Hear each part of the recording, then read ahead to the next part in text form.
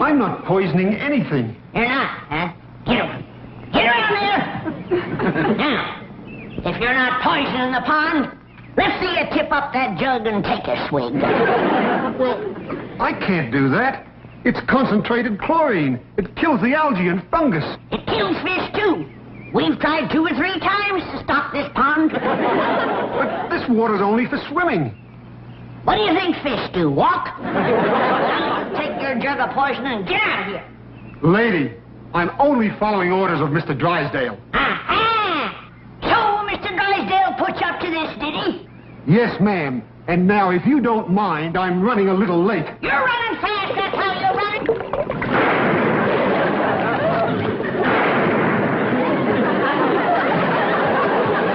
Sound like Granny must have treed something. All right, Jethro. Read me that letter from Mr. Drysdale's bank. I don't think you're going to want to hear it, Uncle Jed. It's terrible news. Like what? Like you ain't got no more money. I don't want no more money. I got more than I can use right now. 35, 40 million in it. Not according to this letter, you ain't got nothing. You're broke. Broke? Jed Clampett? Yes, ma'am, that's a fact. He's what they call overdrawn. What does that mean? Well, that means that you owe Mr. Drysdale's bank $34.70. That's why he wanted to get shed of us, putting poison in our pond. Next thing you know, they'll be burning down our barn. Who? Mr. Drysdale, that's who. Oh, he was nice as pie to you when you had millions in his bank. But now that it's all gone, he has no use for you. How could all that money be gone? Jethro, are you for sure positive certain that letter's for me? Oh, yes, sir, Uncle Jed. There it is, wrote in black and white. Mr. J.D. Clampett.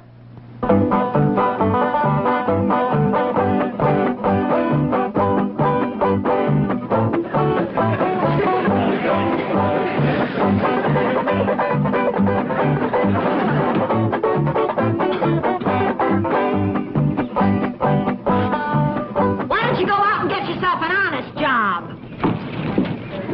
Oh, an actor must keep himself available in case the studio calls. You've been available now for over 10 years, man. Called you. Must you tell it to all the neighbors? Who's telling them? They already know you're a bum. I am an actor. You are a bum. Oh, Paul, you are going to regret that when my big break comes, and it's you. Charles Boyer has switched to character parts. So? So, who do you think is going to take his place as the suave, continental leading man? Not you, Jake. That Jacques. That jerk. Maybe the good news is right here in this mailbox. Now, you listen to me. You open that box and you're going to pick up every single bill that falls out. Hold your apron, Opal. I put up with this. I'll never know. Someday, this will all be fan mail. Can't even go home to Mother. We're living with her. Someday, I will open this bank statement, and it will say that I am worth $36,422,000. And someday, I will turn into Liz Taylor. It did say that. What? I'm worth $36,422,000. Well, don't just stand there, Liz. Help me look. I'll tell you where your money went, Jed Clampett. Why you're flat busted broke. You're living too high on the hog. Hello? Could I speak to Mr. Drysdale, please? Oh, thank you very kindly. Mr. Drysdale done left for the bank. What do you mean, too high on the hog? That's what I mean, too high on the hog. Back home you used to holler 2 miles to your neighbor. Out here you can't even holler next door. You have to use an expensive telephone. Granny, I don't hardly think I spent $35 million on the telephone. Milkman come. Want some? That's what I mean. Buying milk off of the truck instead of having our cow and squeezing our own. There you go, using your finger instead of your lungs. Well, now, Granny, the bank's about a 4 to 5 mile holler. Uncle Jed, I'll drive you down to the bank in the truck. That's the most sinful waste of all. Buying expensive gasoline for that fancy truck instead of walking a paltry 8 or 10 miles. I don't mind walking. Just got my shoes fixed. And you wonder where your money went. Well, Granny's cheaper than buying him a new pair. Young'uns don't don't need shoes out here in Beverly Hills. That's one thing this place has got. Barefoot weather the whole year round. Morning, Paul. Can I ask you something? Sure, Elly. There you are. There's the whole thing in a nutshell. Take a good look, everybody. Well, what's the matter, Granny? I was just fixing to give Wendell his breakfast. That's just it. Back home, we used to live off of possums. Out here, possums are living off of us. Fetch me my big lard barrel, Jethro. Lord barrel. Granny, you ain't fixing to fry Wendell, are you? No, child. I'm fixing to pack up our things and all our belongings and go on back home and stop this mad, crazy spending spree before we all end up in the poorhouse. Or maybe get poisoned from the poison pond. Poison pond? Well, Granny, me and Wendell was just going swimming. Well, save your swimming for the creek back home. Now, simmer down, Granny. I don't believe Mr. Drysdale poisoned our pond no more than I believe we spent all our money. Here you are, Granny. Hold it, Jethro. Put that down. Well, if it ain't spent, where is it? That's what I'm calling up to find out. Well, good morning to you, Commerce Bank of Beverly Hills. This here is Jed Clampett. Could I speak to Mr. Drysdale, please? Thank you, ma'am. Everything must be fine. It's real friendly. Mr. Drysdale's office? No, I'm sorry. He's on his way to the airport for an out-of-town trip. Mr. Drysdale's leaving town? That's where your money went, leaving town with him. Could I please talk to Miss Hathaway? Well, I'm afraid she's with Mr. Drysdale. Is both gone? It took them both to tote your money. Start packing, young'un.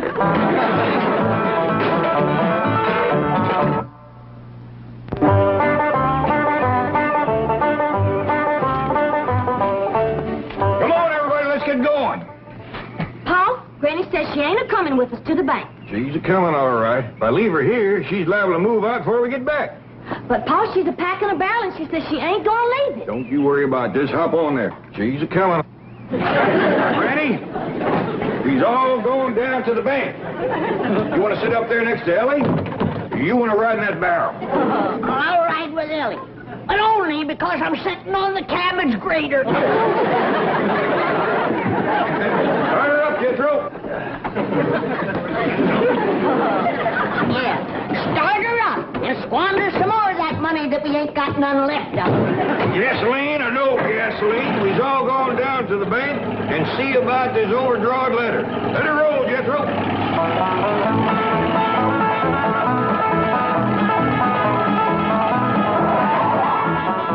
Hey, you in that truck. You can't stop there. Move on. Well, Mr. Policeman, we got business in the bank there. Move on or I'll give you a ticket. Oh, no, thank you. We already got a ticket for parking here. Two of them. A $5 ticket and a $10 ticket. Douglas, we should have brought him along. Move on or I'll give you a $20 ticket. Thank you very kindly, but we couldn't let you do that. What? We still got our pride even though we is flat busted broke. Oh, you're vagrants.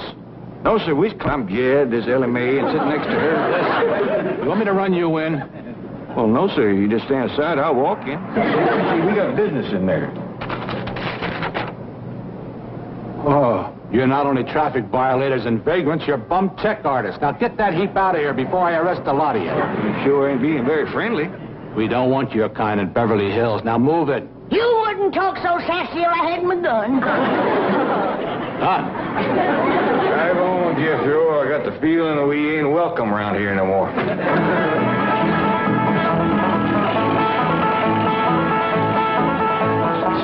There's a cop. Maybe you shouldn't try to cash the check. Baby, it's the bank's mistake, not mine. Besides, is a man with $36 million going to miss a few thousand? Yeah, but it still seems dishonest. It isn't your money. Baby, to get a break in Hollywood, you've got to put up a big front. This is my chance. Next week, when I'm a big star, I'll pay it back. Well, Janet, Mr. Drysdale is winging east. And that leaves you and me to man this nerve center of our mighty bank. A little frightening, isn't it? Yes, Miss Hathaway. Now, during the chief's absence, I shall occupy his office and you will remain at my desk. Miss Hathaway's office. One moment, please. It's the new teller, Mr. Wilson. He said there's a rather shabbily dressed man by the name of J.D. Clampett wanting to withdraw $10,000. Wilson, Hathaway here. Don't let appearances deceive you.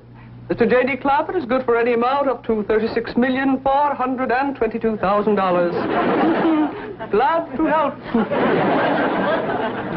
$36 million. Needless to say, he is Mr. Drysdale's favorite depositor. Oh, that reminds me. The chief is having some work done at the Clampett estate. New filtering system for the pool, repairs to the driveway. I'll get on the phone and see that these things are taken care of. Oh, and, by the by, if Jethro should stop up to see me, just send him in. Jethro? Oh, he's that big, good-looking kid. I'll be watching for him. Janet, stand up, dear. Oh. Could you walk for me, please? Turn around for me, Janet, please. Around. You take the chief's office, I'll remain out here. That is an order.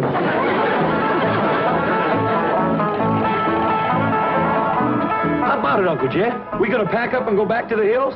It's up to you to decide, Jed. You're the head of the clan. Whatever you say, go. What's it gonna be, Paul? Go back home or stay here? We're going to stay here. No, we ain't. We're going back home. Jed's gonna whop you, Granny. I'd rather get whomped than poisoned. Or shot down by Mr. Drysdale's hired killers. What hired killers? That policeman out front of his bank. He was going for his gun when we drawed away. Let's go back and whomp that rascal. We'll feud the whole thing. Oh, wait a minute. Now, ain't nobody going nowhere or do nothing till I am dead for certain convinced that Mr. Drysdale has turned against us and he's trying to get himself rid of us. What does he have to do to convince you, Jed?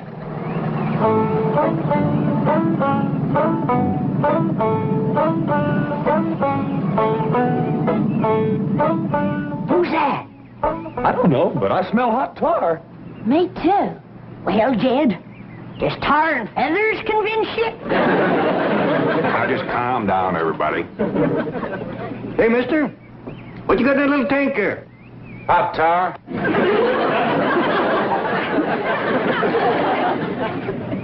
Is it for anyone in particular? Yeah, a fella named Clampett.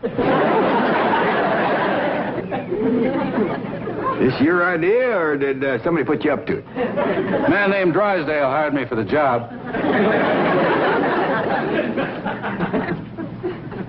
Well, Jed, heard enough? Convinced now? Of course he's convinced. Let's swamp that little rascal and head back for the hills. Oh, hold on now. I can handle that little fella. As far as the leaving goes, no matter how sorry Mr. Drysdale goes to treating us, we got to stay a mite longer. Why? What for? As it says here in this letter, we owe the bank $34.70, and we can't leave town owing money. We ain't got $34.70. Then we got to go out and earn it.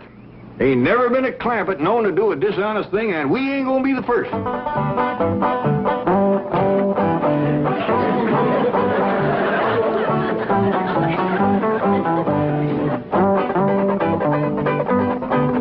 Now, don't you and your mother wait dinner for me, doll. I'll grab a bite of the studio commissary. What studio? Well, how can I tell until after I've weighed all the offers? Oh, and start packing, doll. I can't wait to get away from that old, broken-down heap. Now, that's no way to talk about Mother's house.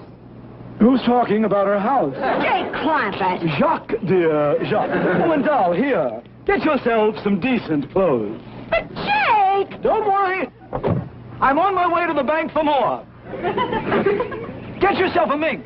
After all, your husband's in pictures now. You are the wife of a star.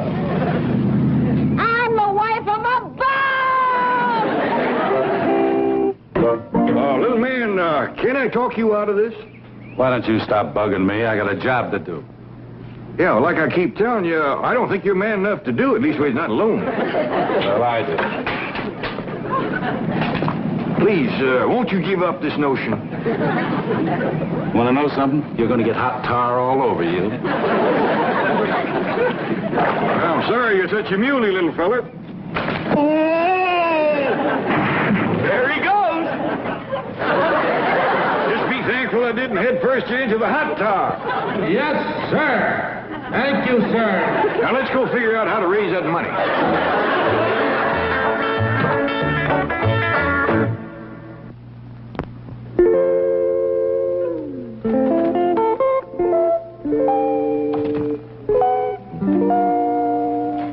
How about Rusty, my swimming, bird-loving cat, Paul? Do I have to sell him? Well, I tell you, Elly, we do need the money, and swimming, bird-loving cats ain't too common. Might bring good price. All right, Paul.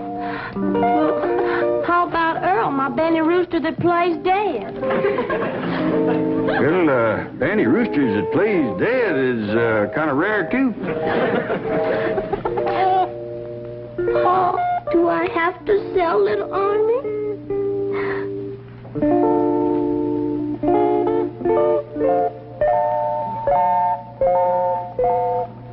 Well, I'll tell you what, Elly. I figure on making so much money cutting and selling wood, and with Jethro helping, and Granny peddling her pickled crow's gizzards, you're selling your animals liable to burden us down with a lot of money that we just don't need. So, turn them all loose.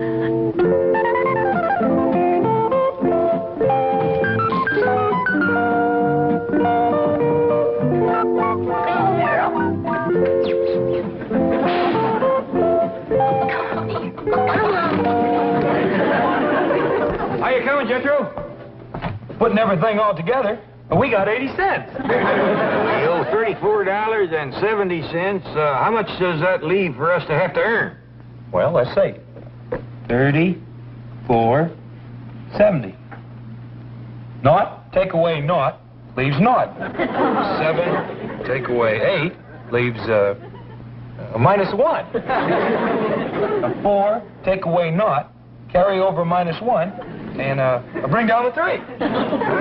Doggy, you sure can cipher. That's one thing we got out of Beverly Hills, a fine education for you. Fetch my gun. Fetch my gun. Get me my gun. What's the matter now, Granny? I just caught another varmint out by the cement pond. Says he's going to shut off my water. What for? Drysdale's orders. Says he's putting in a new system. I reckon that means he wants to get rid of us. I can't believe a man would be mean enough to thirst us out of here. I say it's feuding time. We've been provoked beyond human endurance. Howdy, Miss Hathaway. Give me that phone. I'll take it. Jed Clampett speaking. But, Mr. Clampett, how can you be at home? You were just downstairs drawing out another $10,000. What? Stay there. I'll pull you right back. Well, Jake, you made it, just like you said you would. There you are in front of the movie cameras. Action. Cut. Thank you, Mr. Clampett. Oh, thank you. Just one thing. This will be on the 5 o'clock news. Thank you so much.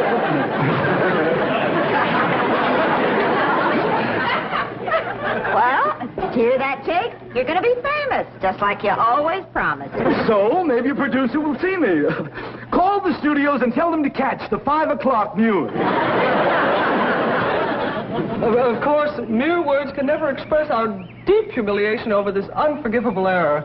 But your bank account has already been reimbursed, and Mr. Jake Clampett is safely in jail. In jail? Clampett? Well, yes. I don't hardly think we can hold still for that. But he took your money. Oh, any kin of mine is welcome to whatever I got. But you don't know that he is your kin.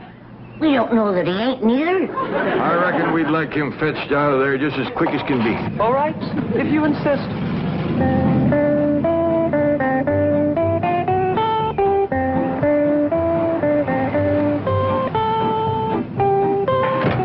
Now, this is what I mean by putting up a front. Wow, Jake. That's junk. I warn you not to try and take advantage of this situation. I am certain there is not the remotest possibility that you could be even distantly related to these wonderful people. And I am rushing back to the bank now to check you out thoroughly.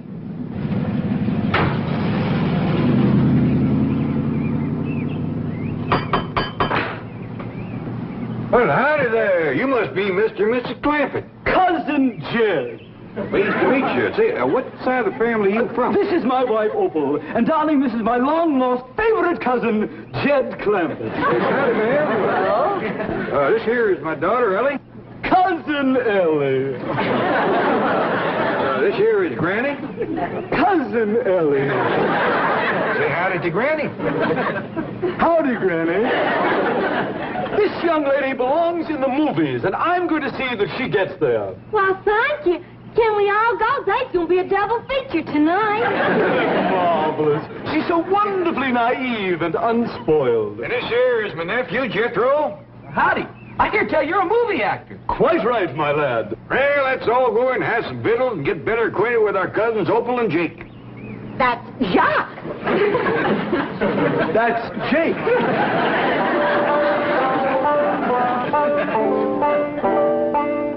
Wow, Jake, look at this room. Yeah, well, I reckon you being married to a movie actor, it ain't quite what you used to.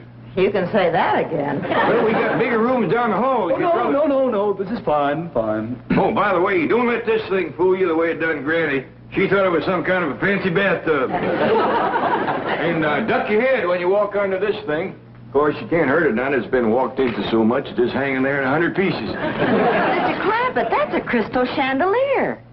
Yeah, but you don't want to try to light none of them candles. I reached up, stuck my finger in one of them one night to feel for the wick. Knocked me clean across the room. Electrically wired. Oh, yeah, it's held together real good. Well, that's one thing Jake doesn't have to worry about, being too tall. Yeah, I noticed that. He's about the shortest Clampett I ever did see. You can say that again. Short of money, short of talent. You see, man? Opal was just agreeing with you that I'm short. Well, that'll come in real handy with these beds here. If Jethro and me was to sleep in one of them, we'd hang over from the knees down. Can I come in? What you got there, Granny? Victuals for the company. I bet you two's hungry. You can say that again. Let's go wash up. Oh, yeah, excuse us. I reckon Cousin Jake's woman is kind of hard of hearing. That's the third time she's asked to have something said again. Maybe she'll get some help from these pickled crow gizzards.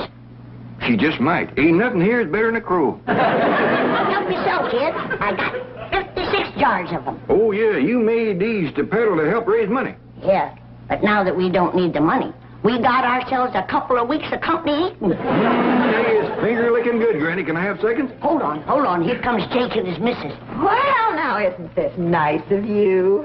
I reckon it is. Jake here being our cousin, And a movie picture actor. you deserve the best.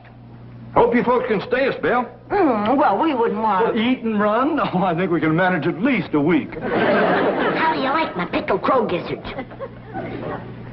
What did you say they were? I said they're pickled crow gizzards. Granny, you got 56 jars. We can have them 3 meals a day. That didn't hurt. Reckon she ain't partial to crow gizzards. What do you think of them, Cousin Jake? Oh, I'm staying a week. This isn't the first time I've eaten crow.